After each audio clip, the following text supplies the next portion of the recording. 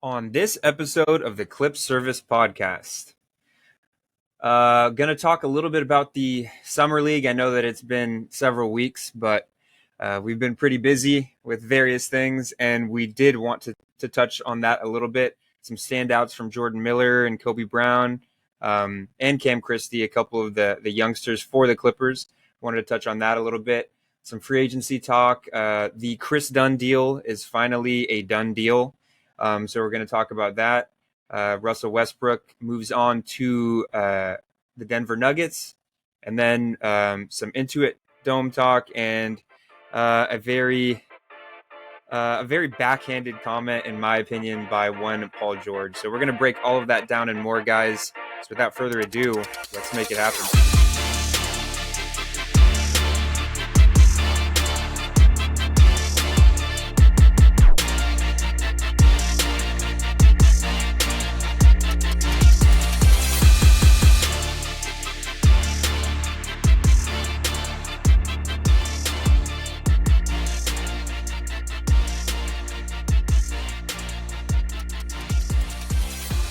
What's up, Clipper Nation? It's been a minute, guys. Welcome to the Clip Service Podcast.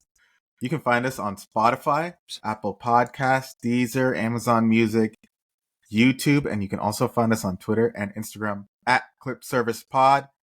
I'm Rolla, and this is my co-host, Nick. Let's get right into it.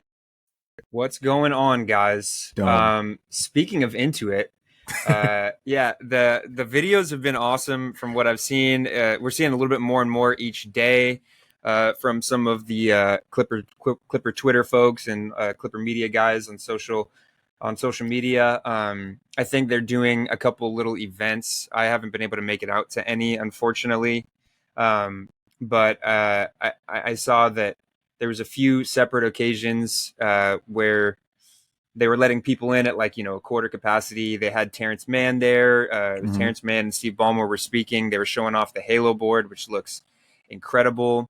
It's insane. I don't know, Roll, if you've seen the videos, but they're they're showing. And for those of you guys that haven't seen, what it looks like, when they do, I'm assuming when they're doing the player introductions or, when a player scores or something like that, basically they have this big broadcast on the Halo board, which is that huge jumbotron at the top of the stadium, and it's like a breakdown of like everything down to the shoe size, wingspan, their shot profile. It's like really comprehensive, and it's just a testament to how much time and effort and thought went into this stadium, and I couldn't be more excited.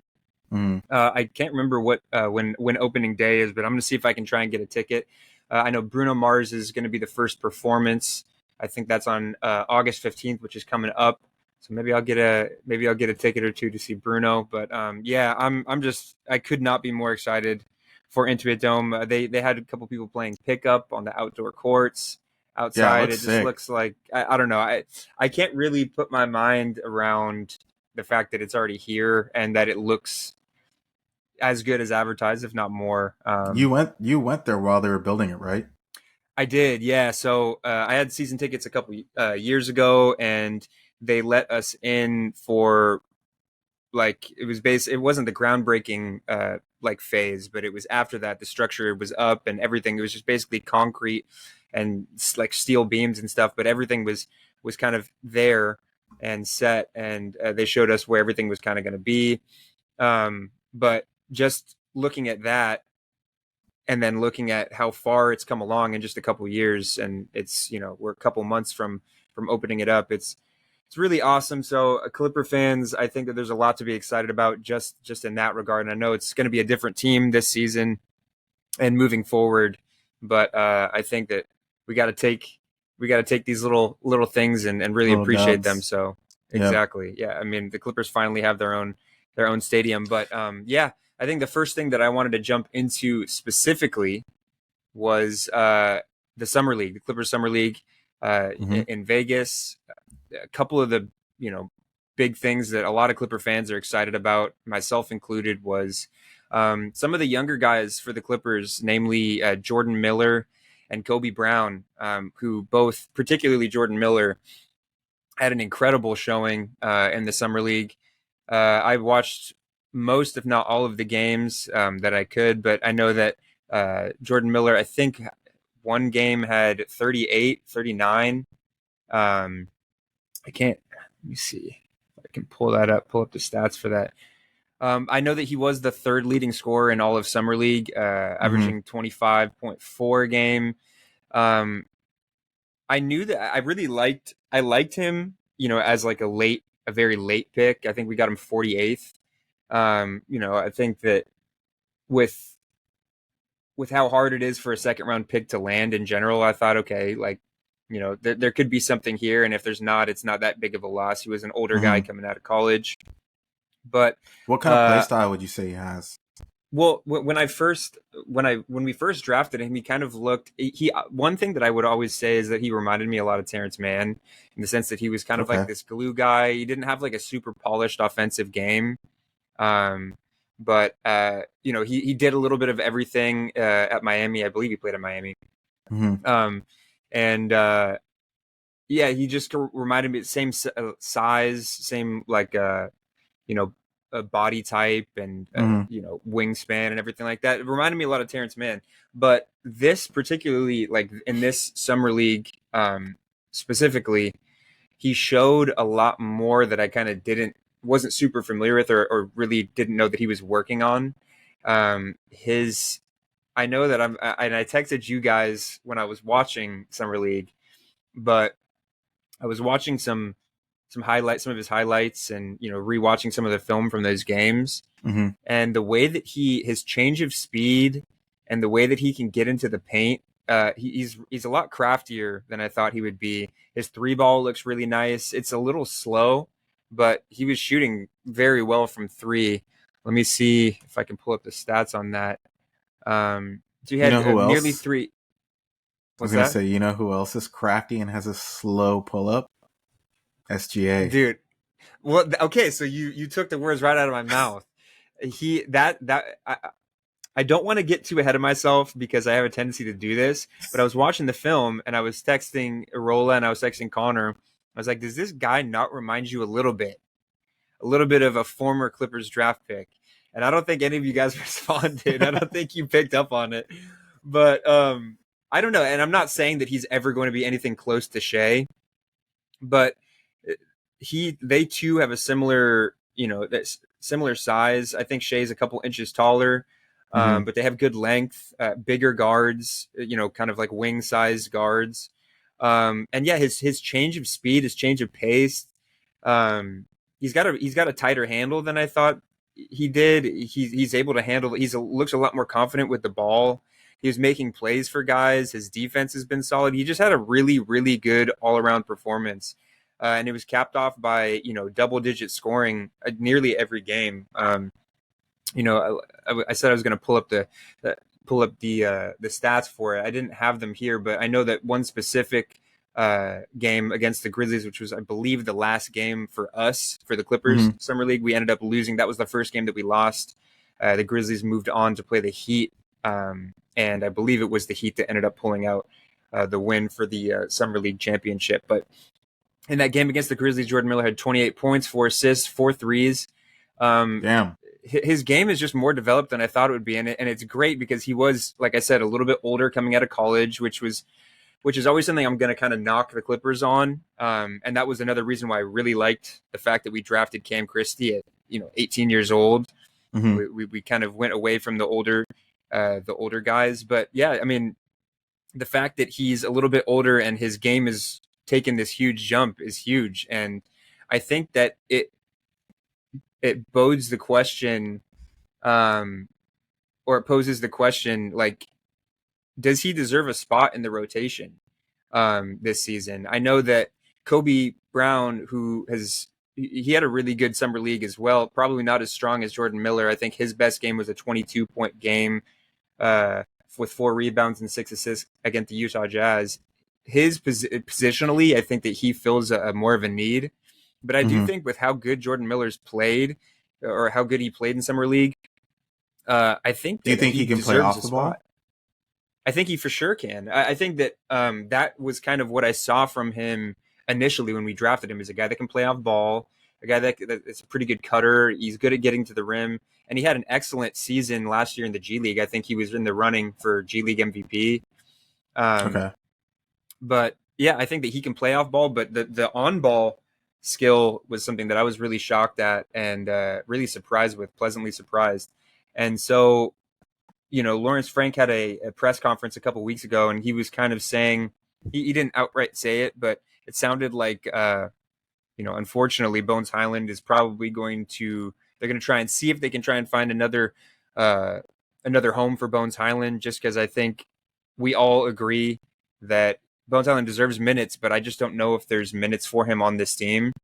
No. So I think if some combination of Bones Highland, maybe Amir Coffey, and hopefully PJ Tucker is moved for a rotation piece or maybe some picks, I really do think that Jordan Miller has a spot on this roster, and he actually touched on that in one of the post-game interviews during Summer League. He said that I'm going to paraphrase it, but he said that his goal is to have a guaranteed contract. Like, that's his immediate goal, to have a full contract. He wants to earn it.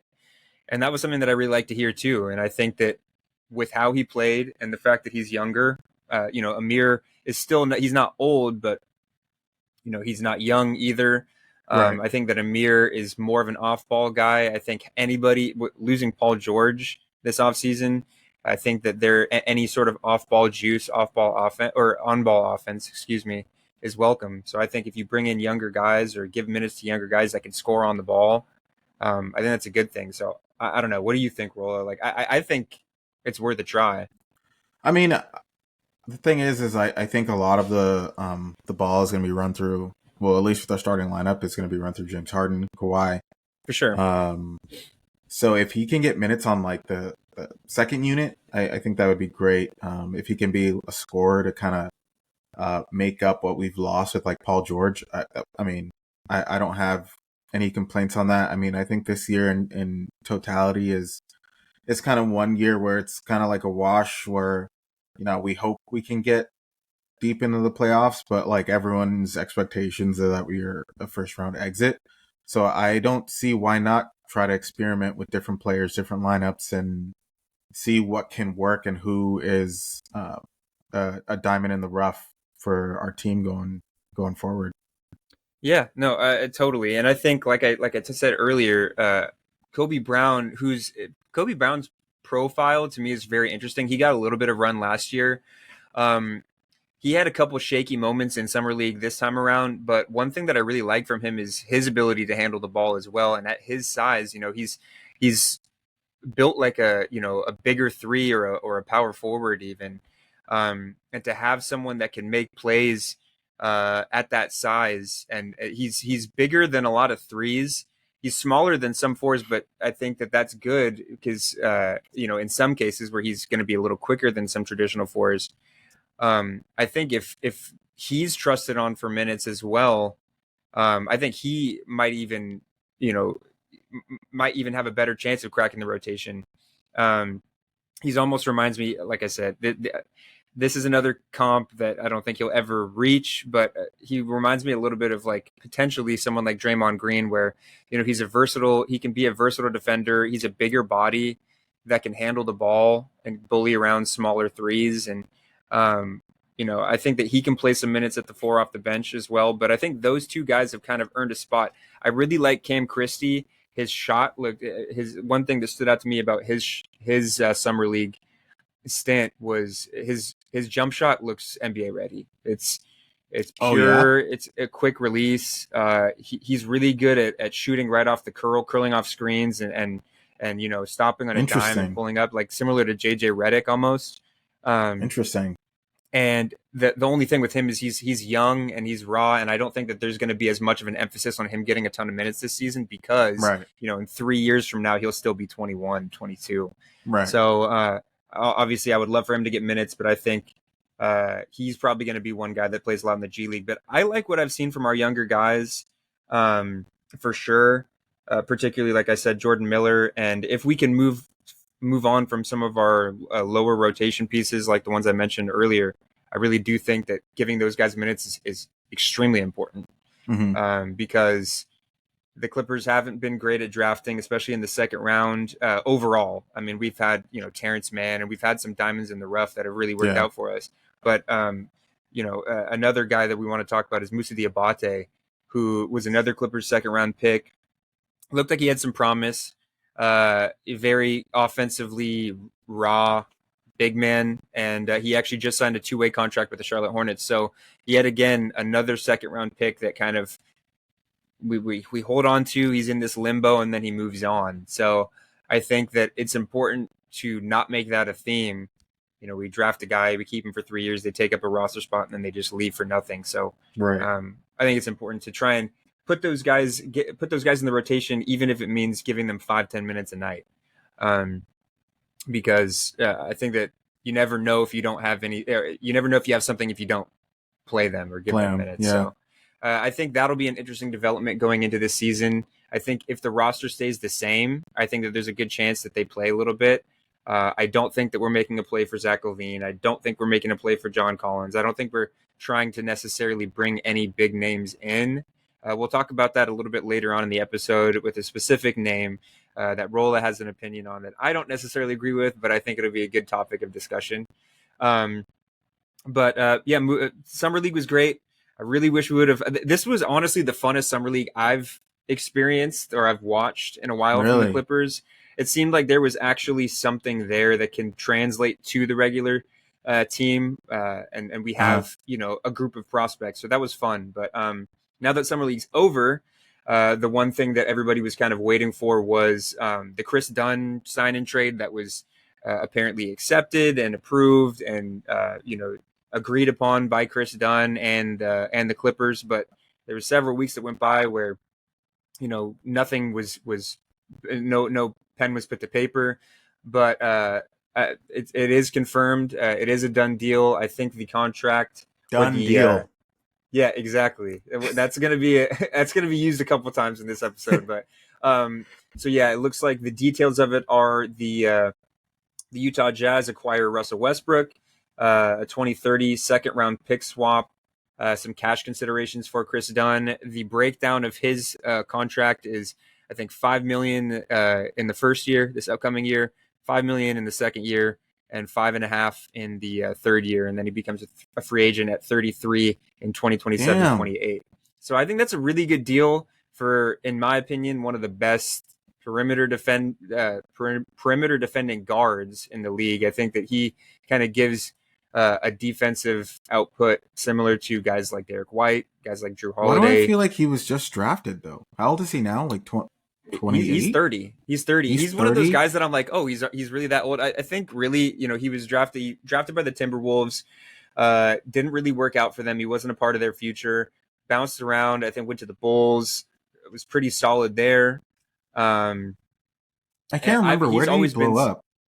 Or where did he He like where did never his really. That's the thing, is he never really blew up. He always had the promise, and Mm, he put together solid seasons. But his offensive game was it left a lot to be desired. He was always a good right. defender. I have been wanting Kris Dunn for a long time. We signed him. I don't know if you remember, but a few years ago we signed him to a G League deal. I was super stoked because I thought that he was going to get an actual a run, and then I think Hmm. we let him walk, and that's when he signed with Atlanta. But Gotcha. yeah, he's kind of been floating around the league for a while. But this last year that Utah had him, he really kind of had a resurgence. His offensive Yeah. game was improved. His defense was, exceptional as always. And I think the Clippers are really leaning heavily into the defensive mindset this season, with acquiring Derek Jones Jr. and Mo Bamba can defend. Now Right. Kris Dunn. Uh, and that's another reason why I think guys like Bones and guys, Russ was a pretty good defender, but he is a little bit older. Guys like that are kind of one-dimensional players. Um, I think that we're trying to move on from guys like that, and I think we really want to lead into our two-way potential, and that's something that I really like. Jeff Van Gundy was a guy that we brought in as Ty Lue's assistant, and he's always been somebody that, as a coach, has made defense a premium. So I like the new identity that the Clippers have.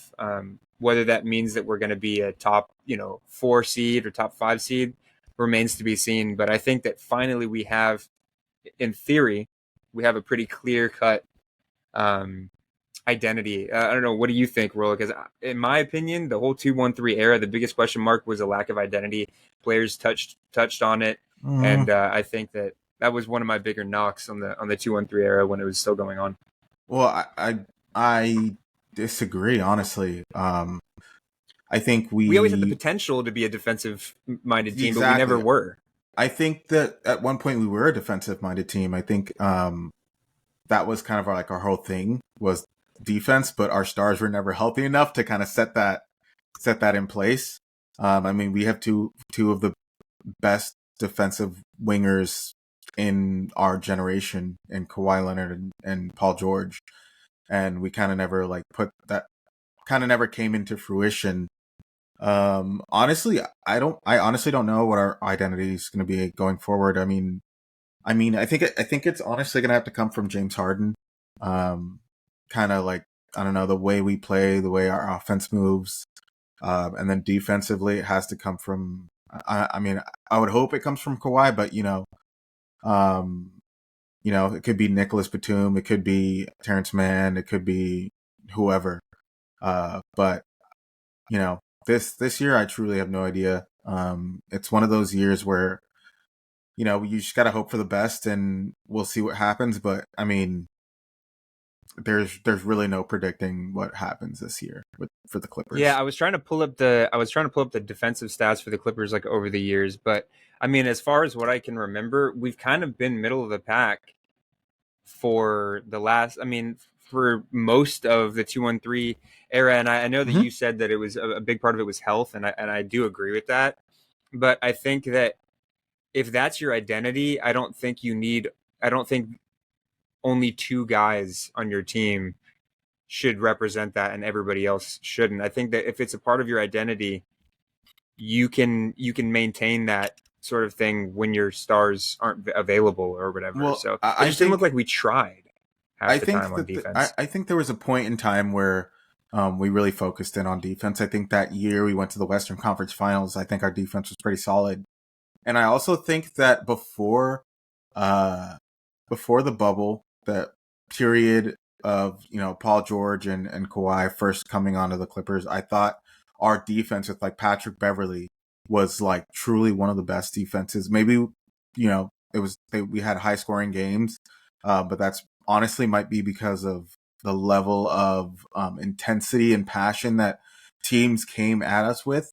But I think overall that team had incredible defenders, and I think we did a great job. I don't think it was just Paul George and Kawhi. I think everyone stepped up on their defense, and I That's think true. that before the bubble we were pretty. I don't want to say easily because the Lakers were definitely up there, but I think that most people would argue that our team was the best team in the NBA. And then COVID happened, the Yeah, bubble, and then the I rest is did kind of history. forget about the era with Pat, and I think what he brought epitomized the Clippers' defensive potential during the 2-1-3 era more than Kawhi's and Paul George's. And Yeah. granted, I think it was because Pat was able to focus more on that side of the ball, whereas Kawhi and Paul George, you count on so much for offense, and it's hard to maintain that intensity on both sides of the ball. When your offensive responsibility is that high, but I guess once Pat left, um, I don't know. I couldn't help but notice that there were so many possessions where we weren't talking on rotations, or guys just weren't communicating, and someone would just cut back door and for an easy layup, and everybody would Hmm. just throw their hands up and just easy buckets. And I don't know. I think that with this particular squad, I think also taking out another star level player where maybe they don't have to uh try to think of the word they don't have to apologize for their mistakes as much, or they're not Hmm. held, you know what I mean, they're not held as openly accountable. um I I, I think we are missing a defensive leader, and I think we have been missing a defensive leader since Pat left. And truly, there's not many players in the league that are defensive leaders like that. I mean, you hope to look to your superstars for that type of stuff, but Kawhi isn't very outspoken. He doesn't, have that type of like, let's go, like rally the team, like let's lock in on defense. Like let's get a stop here or do this, do that. That's kind of got to come from someone else. And I think that is another thing that we're missing this season. Yeah. Well, I mean, what I was going to say is I think that, yeah, we don't have someone who is, known or regarded as like, at least vocally as a defensive leader. But I think that guys like Kris Dunn are known for providing a ton of output and a ton of value on that side of the ball. Derek Jones, we saw what he did to Paul George in the 1st round of the playoffs and what he would continue to do throughout the Mavericks playoff run. Right. Kris Dunn isn't necessarily vocal, and I don't think that he sees himself as like the centerpiece of a team in terms of emotion and communication and being that vocal guy like Pat does. But I think that with him, he really prides himself on, guarding the other team's best perimeter guy, or, he plays with a chip on his shoulder, and I don't know how many minutes he's going to play. My assumption is that he's going to be one of the first guards off the bench. And I think if we do decide to keep Norman Powell going into this next season, I think having a defensive-minded guy to put next to Norm, who's not a great defender, to have a series of defensive guards, whether it be Kris Dunn or Terrence Mann, or even if you wanted to stagger Derek Jones. Kevin Porter Jr. is not particularly known for being a defensive guy, but he's young and he's pretty athletic. And then Jordan Miller, maybe. I mean, to be able to pair a guy that's not going to be a defensive liability next to guys like Norman Powell, that aren't going to have to worry about that side of things. I think it does improve our team defensively, like in theory.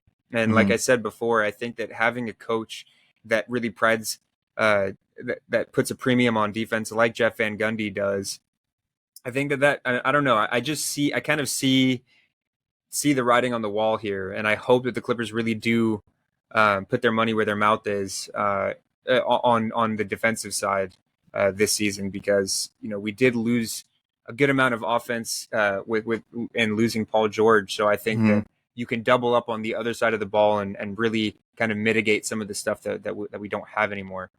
So that's the way I see the kind of identity. I said that when we got Paul George and when we got Kawhi, and it didn't really happen consistently. So we'll see. But I think taking out another bigger ego, for lack of a better word, and replacing it with guys that come in and they don't need all the attention. They're just going to do their jobs and play that side of the ball hard. I don't know. I'm happy. I'm happy with it. I'm glad that Kris Dunn's finally a Clipper, and I think that financially it's a really good deal. $5 million and change per year is a great deal for having a guy like that. But the guy that we did get rid of to get him, and we all knew this was coming, was Russell Westbrook. And I think for Rolla, for those of you that are just listening to this, Rolla pointed up at the sky. He's thanking the man above. Yeah, Russell Westbrook, who actually kind of had towards the end, kind of had more of a polarizing stint with the Clippers. I really appreciated Russ's time with the Clippers. There were some moments that I really, it kind of changed my perspective of Russ as a player. He was always, giving his best effort. He was healthy most of the time. And he had like games where he kind of changed things around in that series against Phoenix, which we were never going to win without Kawhi. He really kind of put the team on his back, and he looked like the old Russ, and it didn't lead to any wins or anything like that. But that was the kind of thing because he missed layups. Yeah, I mean that's for sure. That's always going to be a problem on that side of the ball, and we'll touch on that in just a minute. But yeah, I think overall I appreciated Russ as a Clipper. There were some things towards the end that were coming out about him not being content with the minutes that he was playing, and I think that, like I said, the writing was on the wall. He, I think, wanted a bigger role, and with his lack of offense, like significant lack of offense this season, particularly, we couldn't afford to continue to give him that role. And I think that he opted into his contract this year with the intention of being traded, from what I understand. The reports were that Nikola Jokic himself was interested in acquiring the Nuggets acquiring Russell Westbrook. For what reason, I have no idea. I mean, I guess like Russ is a good cutter, so to have him play off ball as long as he's not in the corner and he's just cutting, I don't know if it's going to be Jokic as the ball handler and Russ setting a small screen. It's going to be interesting, but he did sign a 2-year deal with the Denver Nuggets for the minimum. I think that it'll be an interesting fit. I have no idea how it's going to work, but he is no longer a Clipper. So that opens up a lot of time for a variety of people. Rolla, what's your takeaway in general from this, from Russ's stint with the Clippers, and B, Russ being gone? I mean, if I'm being completely honest, I did like Russ. Well, I've never truly liked Russ as a player. I've always thought that he was selfish. I've always thought that he never worked on his game enough to become what he the truly Russ stands could are be. going to come for you, Rolla. The Russ stands are going to come for you. I really don't fucking care, dude. He doesn't have a single ring. Really quickly, Rolla. He doesn't have a single ring, bro. I'm going to interject real quick, and I want to just say that to me, the happiest part of this whole thing is not having to deal with the Russ stands on Twitter. I think it's great that he's got fans, but they are a delusional. And we're talking not fans, but I'm talking the stands that literally just troll and hype Russ up to a nauseating degree. I'm glad we don't have to do it with those people anymore. Anyway, continue. Yeah, no, I mean, to me, I mean, I think shooting in the NBA is so important, especially at the guard position. Exactly, and that's never been a strong suit. No. He always got to a point where his confidence told him that he could shoot. And when he did, he bricked, but that would never discourage him, and he would continue shooting until the team loses. It was a square peg in a round hole kind of thing. Exactly. He was just trying to force it. That's the thing, like, and I might have brought this up previously when discussing Russ. I'm not sure if I brought this up on the sure pod. You did. I'm sure you did. Whatever it's going to be, I'm sure you did. I can't remember, but to me, NBA players have the resources and the time to become any type of player they want to be if they truly want to be that type of player. For example, I always bring up Blake Griffin because he was a player on the Clippers who was always known for dunks, layups, his post moves, and being a high flyer and being athletic. And towards the end of his Clippers stint and even going into Detroit, this dude became a shooter, like a spot-up shooter, step backs, all types of shots. And it's because he put in the work to become a shooter. The dude is not built like a shooter. He's fucking massive, like muscular. Like he has those twitch type of muscles. Same thing that Russell Westbrook has. But he decided that he was going to become a shooter because that's where the league was headed. Russ has always been too hard-headed to focus fully on becoming a shooter. In my opinion, I obviously am not an NBA player. I don't know what he's been doing. I'm not in his camp. I'm not in the gym watching him. But I'm just saying that from the years and years and years that have gone by where his biggest complaint has been his shot, and it seems like he has not improved to the point where NBA players are completely stepping away from the three-point line and daring him to shoot, and he bricks so many times, and then he goes on during the games to get angry and he does stupid stuff and he makes stupid mistakes. That's not someone I want on my team. I bring it back to the game where he scored 1 point and he was barking at the entire Mavs team. Yeah. What are you doing? That was so brutal. And that was the birth of the PJ Washington arms crossed bullshit that we had to deal with for the whole series. Oh, that was the worst. Anyway. But that's the thing is, like, he's that type of player where he's so cocky and hard-headed, he doesn't even realize that he's not helping the team in any fashion, in any way. The dude fouled out that game. Like, he did nothing in that game. He played an entire game and he scored 1 point and fouled out. Yeah. That dude doesn't need to be on my team. I'm happy he's gone. Yeah, no, I think I agree with most of that. I think with him, I the one thing that, because I used to think that way, like to a T. I think the one thing that I learned watching him as a Clipper, this is just the way I feel, because I agree with the fact that he does go in and he forces things, and he doesn't realize that what he's doing isn't working, and so he doesn't go and change it. Doesn't approach the game in a different way.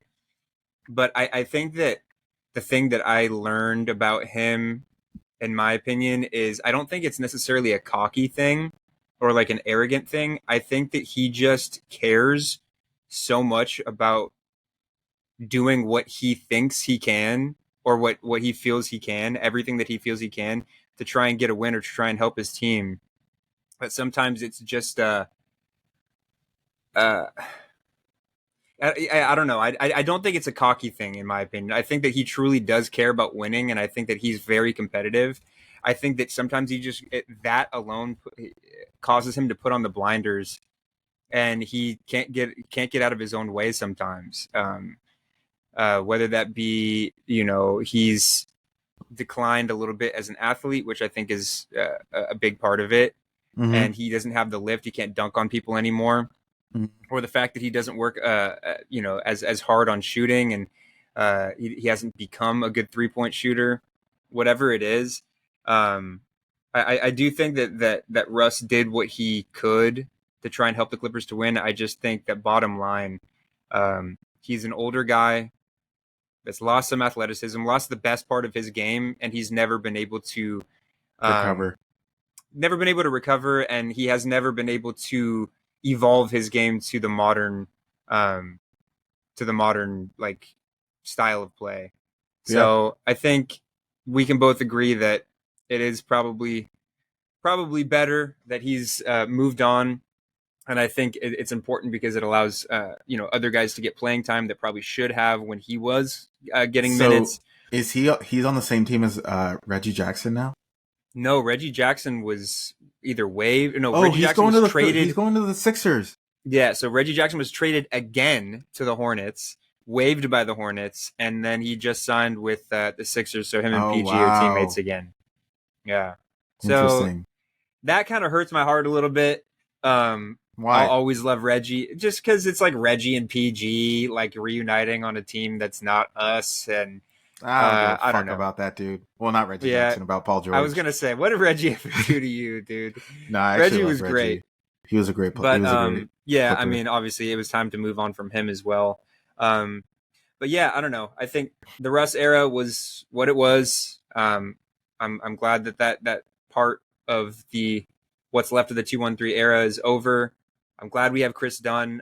Guys, we're gonna take a quick break, and then we're gonna jump right into a couple other things, and then we're gonna wrap this episode up. So stay tuned. All right, guys, we are back. The one thing that I did want to touch on, and I'm hearing, I don't know, I'm hearing little rumors here and there about it, but with Russ being gone, with the possibility of us offering Jordan Miller an actual contract, in order to do that, we would probably move on from one, if not all of, or some combination of Bones, Amir, PJ Tucker. Looks like the Clippers are trying to clear up cap space, and I have heard a couple of reports that, let me pull it up real quick. So it looks like the Clippers are gonna, if things stay the same, if we're able to clear up space, and based on the fact that Kawhi Leonard's contract is up in 3 years, James Harden's up in 2, Mm-hmm. Clippers are going to have about at least $90 million in practical cap space to kind of spend in specifically the 2026 free agency class.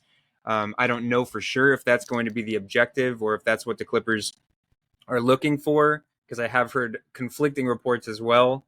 The 2026 class, free agency class, consisting of guys like Shea, De'Aaron Fox, Trae Young, Luka Doncic. So there's some big names in that free agency class. I think it is interesting to have that amount of cap space at that time.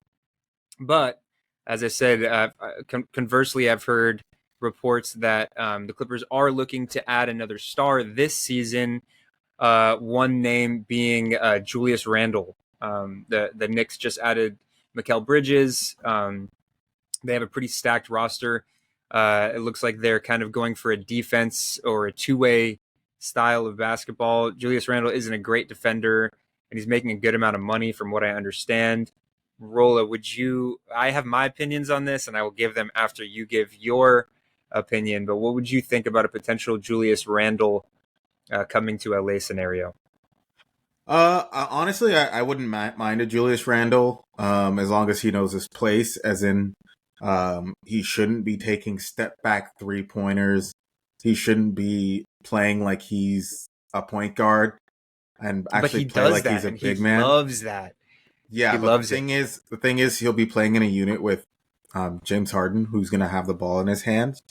And I think that if Ty Lue orchestrates the offense correctly, the way it should be with Julius Randle, he can become a big man that plays with his back to the basket, knows that he's fucking bigger than most other power forwards, and can actually ball out. And he's honestly a fantastic player when he's Yeah, locked he in is. and in He's the super paint. He's a talented. fantastic player, and he's really good in paint and mid range, and like offensive rebounds. But once he gets once he gets that mentality of like he's a slasher, he's a step back left step back 3-point shot, clutch shot, whatever type of player, that's where he is at his worst. And honestly, I think that he would be a great addition. Like I said, I don't think that we're gonna win a championship with him or without him. So I mean, So then why would we even bother? the thing is why would we even bother with Kawhi? That's how I feel. Why would we bother with Kawhi or James Harden? We want to stay in that limbo, so why not stay in the limbo? I mean, it doesn't like to me. It doesn't really matter. We might as well do this that sign whoever for the next 2 or 3 years while Kawhi is there and try to hype up into it, make it a sort of kind of like how Lob City was, and make it sort of like a poppin' place to Exciting. go, exciting Yeah. place, a show. Then just be Kawhi mid range every game. Then he gets injured Yeah. right before the playoffs. So Type of beat. yeah, I'm conflicted with it for a multitude of reasons. I do think that our championship window is pretty much closed. I think that, as I always say, I think anything is possible with a healthy Kawhi. I just don't. I can't safely say that I trust Kawhi to have a healthy season. I'm not ever counting it out. Crazier things have happened, um, but I'm not gonna put a lot of hope in that just for my own sanity and my own well-being, emotional well-being. Yeah. And I think that's the reason why you give it a go with Kawhi is because when he is healthy, he's a top 5 player. Julius Randle is not. So you kind of give Well, yourself that. You give yourself that. You no give shit. yourself that chance, right?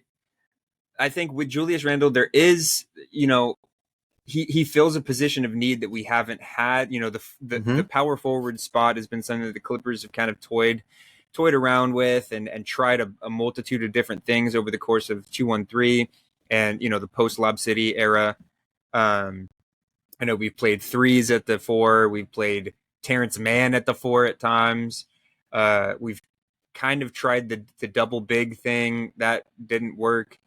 So I think that having like a true 4 would be good. I just think that with Julius Randle, with a guy like Julius Randle, I agree with you, Rolla. He is super talented. He's a great offensive player. He plays, that bully ball that I love to watch. But the Uh-huh. thing with Julius Randle is that I can't stand is partially because he's such a good player, but I think that he will get frustrated and disgruntled if he's not the focal point at all times, and that's something that I worry about with I bringing in a think guy that like him. I think that's also goes down to like the respect factor. I don't think he's ever respected anyone that he's truly played with that they are better than him. I think Kawhi is obviously better than him, and I think James Harden is obviously better than him, and I think that there's no argument that he could have to say otherwise. Yeah, I just think also, who would we be giving up if we traded for Julius Randle? I guarantee it would have to be someone like Terrence Mann, Yeah, or no. one of our young pieces. Um, because I don't think the Knicks would trade him for nothing. They want to go all in to win. They want to bring in Yeah. somebody that can contribute. I just think I think that you made an interesting point with the fact that the Clippers are going to try and bring out like a Lob City kind of vibe where it's exciting basketball. We're going to try and put butts in seats, Mm-hmm. and we don't want to just roll over. We want to be competitive, and we want to be fun. I think we can still do that without bringing in a big name. You hear talks of Clippers fans wanting Zach LaVine or these bigger names that are making a good amount of money, and I just don't think we need to commit to anybody that's going to command a bigger contract. I do like the idea if this is a true, if these sources are trusted and these rumors are true that the Clippers are trying to maintain a good amount of cap space going into the 2026 free agency class or offseason. I don't know. I kind of like that. I like having an exciting team and then also having something to look forward to in just a couple of years. So, and as I always say, I think you can still have the hope that if you get a healthy year from Kawhi, anything's possible. But if that doesn't happen, I think that not stacking up on big names and high dollar free agents, it doesn't put as much pressure on this team. And I think that it's almost more, I think it might even be more fun. So I think I'm like relinquishing myself to the fact that I'm okay with just the 2-star formula with a bunch of role players that aren't going to be making a ton of money. I still think Zoo deserves a contract extension. I think Terrence Mann Mm-hmm. deserves a contract extension. I think that's where we Mm-hmm. need to be putting our money. Give the money to the guys that have earned it, that have proven that they care about playing for this team, that aren't going to walk and sign with Philly and call the Clippers the B team, which I actually wanted to segue into here. But yeah, I don't know. I think that I'm okay not going after a guy like Julius Randle. I think it'd be a great fit on paper. I don't love mainly it's the style that he plays and more importantly it's the dollar amount that he would command. I'm kind of out on that, but uh, like I just said, um, as I just touched on, Paul George went on his podcast a few days ago or a week ago or whatever it was. I don't listen About a week to ago. Podcast P anymore, so I don't know. Yeah, I think it was Um, like 2 weeks ago or yeah, two, three. he went and said, let me pull up the full quote because I want the receipts on this. Um, but this quote particularly has a lot of Clipper fans, including myself, uh, a little bit upset. It rubbed me the wrong way, but he said, coming back to LA, that was home, but it's not the same love because when I was in LA, they like, man, you should have been a Laker. That's all I was hearing. It was like, no, like, oh, welcome to the Clippers. You're in LA, but you should have been a Laker. And then he added, I'm on the B team. So there's a lot to digest in just a short amount, in just a short little snippet. Um, but I don't know, Rolo, what were your immediate thoughts after hearing that? Uh, Paul George putting his foot in his mouth once again. Um, I don't know. It was weird to me. What do you think? I have a couple things to say about that. First, I want to start off by saying, and that's very. I think it was a couple podcasts before. I'm not sure if it was the same one. I think it was a couple podcasts before. Paul George had revealed that he had changed his jersey number from PG-13 to the number 8. When asked why, he said in honor of the late great Kobe Bryant, Kobe Bean Bryant, a superstar who was known for his Mamba mentality, who played and stayed with the same team his entire career and won the Lakers 5 championships. Paul George wanted to play as the number 8 in honor of Kobe Bryant.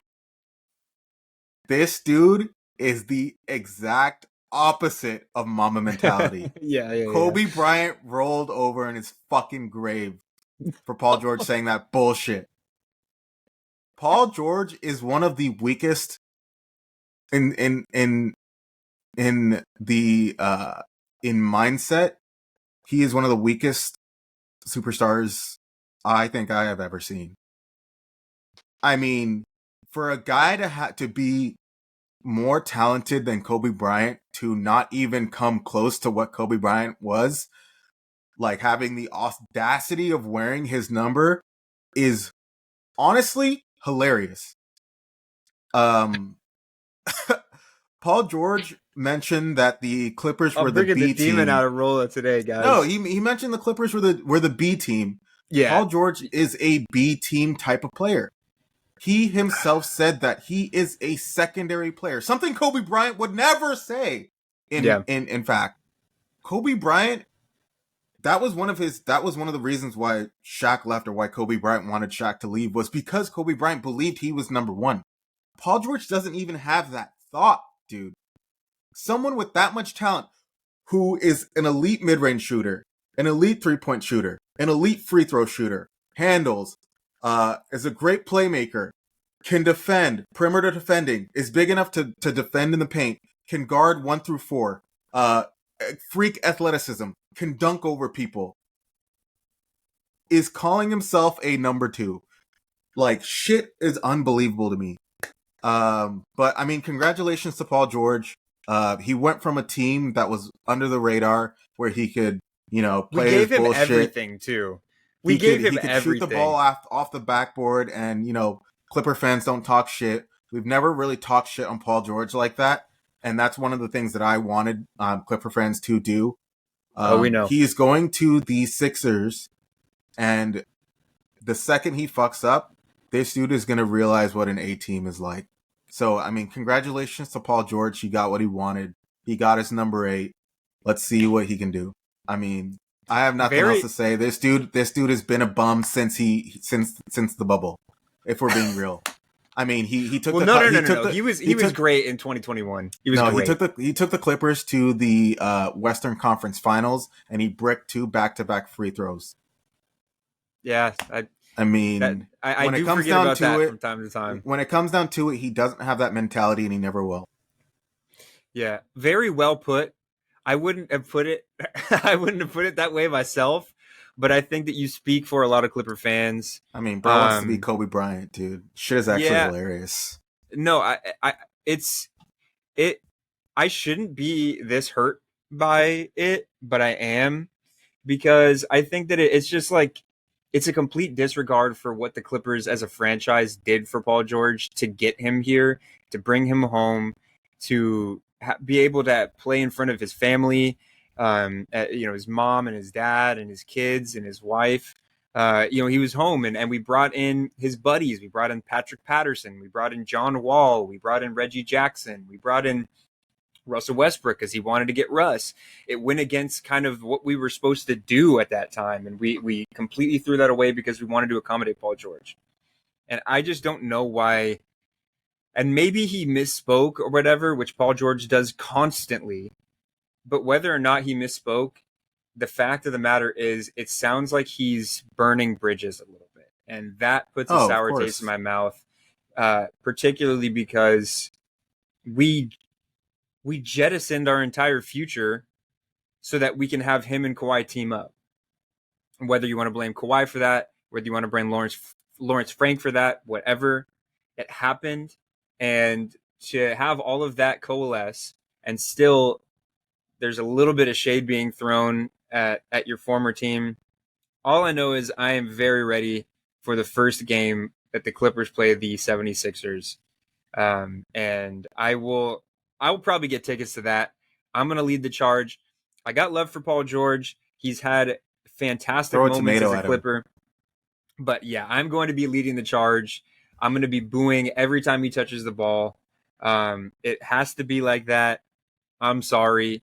It's the name on the front of the jersey over the name on the back. And I'm a Clipper fan. I'm going to rep my team. And if you're going to go to another team and you're going to talk smack like that, then I'm sorry. I'm going to have to act accordingly. So, I think that a lot of Clipper fans feel the same way.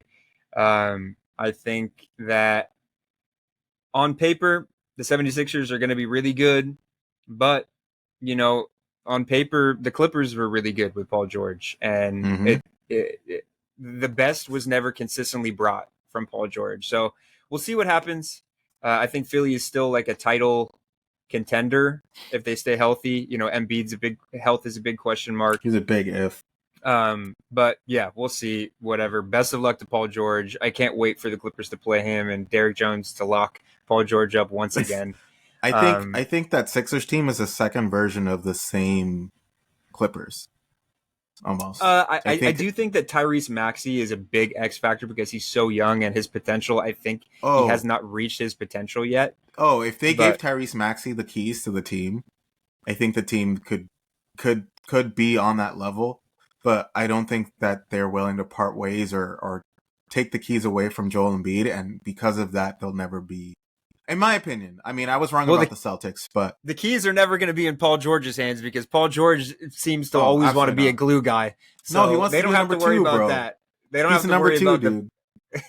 Paul George is never going to ask for the keys. Maxey's number one, bro. Maxey's number one. I don't know. Whatever.